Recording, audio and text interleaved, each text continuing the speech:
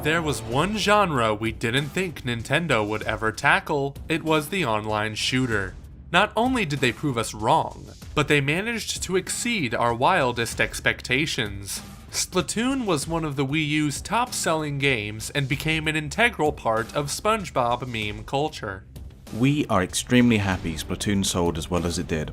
It solidified a future for the franchise, and we can't wait to see what Nintendo does next with this new IP. Now, with the Nintendo Switch coming out next year, we may not have to wait long for the next entry. But, much like the Switch itself, we still have some questions about the Splatoon game they showed off at the very end. Is it a remaster of the first game? Is it even a sequel?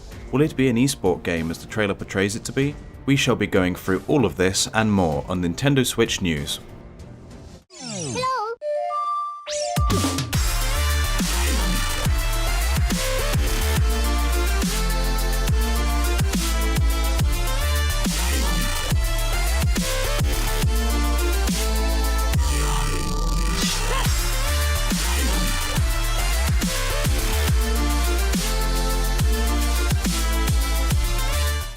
Splatoon is innovation personified.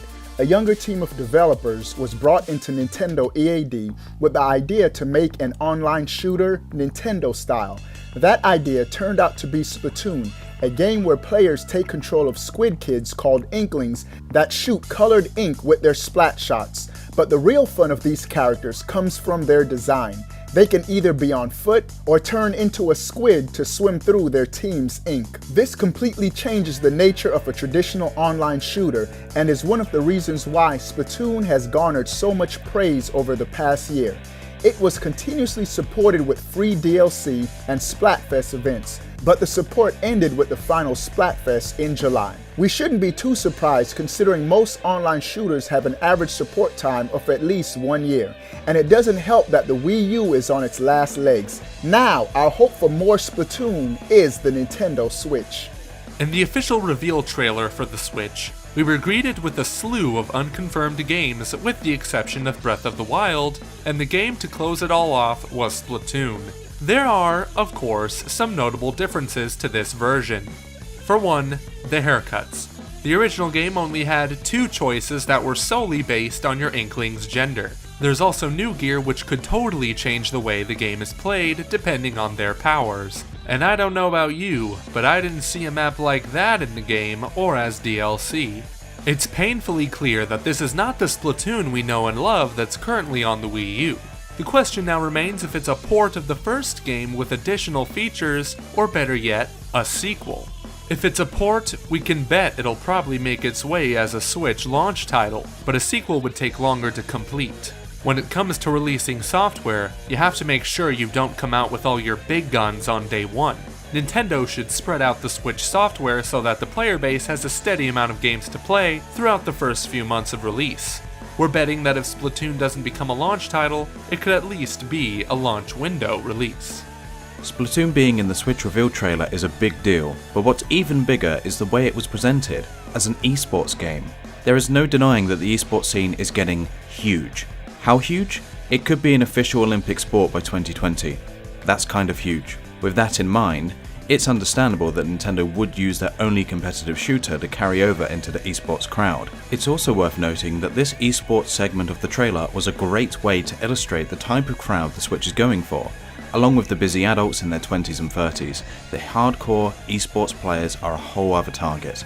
Maybe this will encourage the current Splatoon players to get into the esports scene. I should probably go practice my Splatoon skills after this video. But for now, let's assume that this is a remaster of the original Splatoon on Wii U. We took to Twitter to see what you guys desire in the Switch version of the game. It is likely we'll see the return of gyro controls, as most players use the Wii U's gamepad gyroscope to aim vertically. It may seem gimmickly, but it definitely helps in a game like Splatoon that requires you to spread ink rather than aim a gun.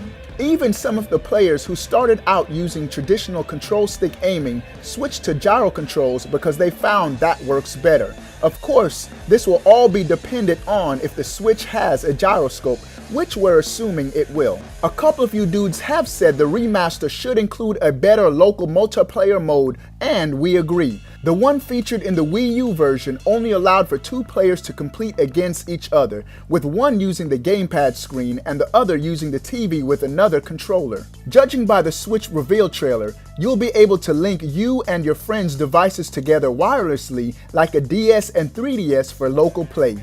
But what does it mean for your friends who come over and you're the only one with the Switch? Since the console will be more powerful than the Wii U, it is likely we could see split screen of up to hopefully 4 players. Maybe not with the Joy-Cons sideways though. How are you supposed to control the camera with that? There's also the possibility of playing split screen with friends while playing online or against AI to make for an even more interesting online experience.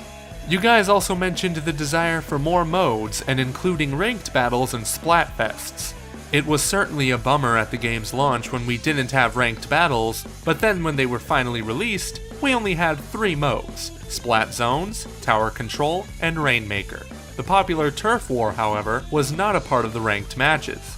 Maybe we'll see the addition of new modes with the Switch version, say something like Capture the Flag, or the Golden Gun, who knows? Chances are it will be something we don't even expect. A lot of you guys have been begging for a new or even lengthier campaign.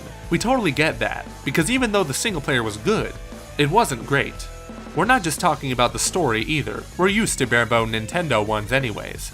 It felt more like a proof of concept than an actual campaign, but that final boss was spectacular. What the single player mode probably needs is more levels, as its ridiculously short length was a problem. While they're at it, maybe be able to put some custom classes in there. Also, these logbook entries are awesome. We could stand for more of these.